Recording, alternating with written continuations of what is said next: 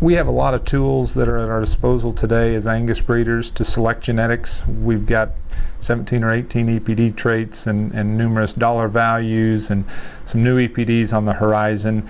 I don't want to say that it's easy to go out there and jump on the computer and find a bull that fits your genetic requirements, but it's easier than it used to be when we had to scour a printed sire summary and make all kinds of calls to ask people what their contemporary groups were ratioing out of a certain sire line. So sourcing those genetics has actually probably gotten easier, but breeding cattle has probably gotten more difficult, because as we put more emphasis on a number of traits to breed these balanced trait genetics, some of the basic traits become even more difficult to select for because we've taken our eye off the ball.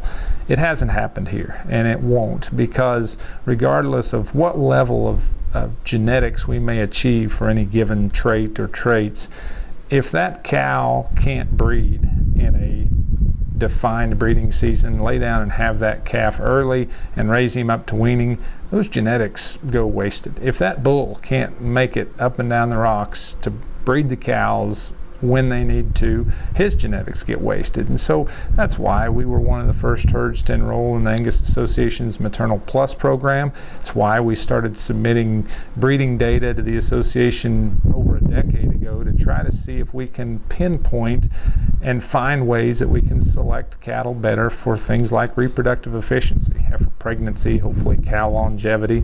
It's why we underscore every cow within 24 hours of her calving. It's why we take weights and heights and body condition scores on every cow at weaning. And it's why we go ahead and keep a cow until she's 10, 12, 14 years of age. Even though we've passed her prime of marketing her, we're just getting into her prime of actually finding some information about those traits like longevity and structural soundness and their ability to have a calf year after year after year that does the job that our customers demand.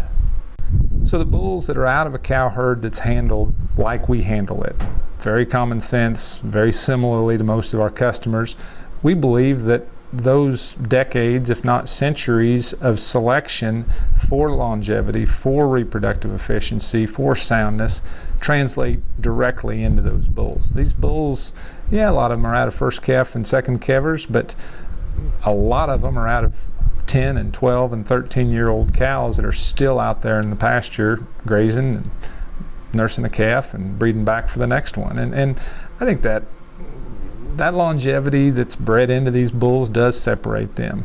Can you find plenty of sire groups that are out of the same AI bulls that these are? Probably so. Can you find plenty of EPDs that may have the same levels as what these bulls? Yeah, maybe.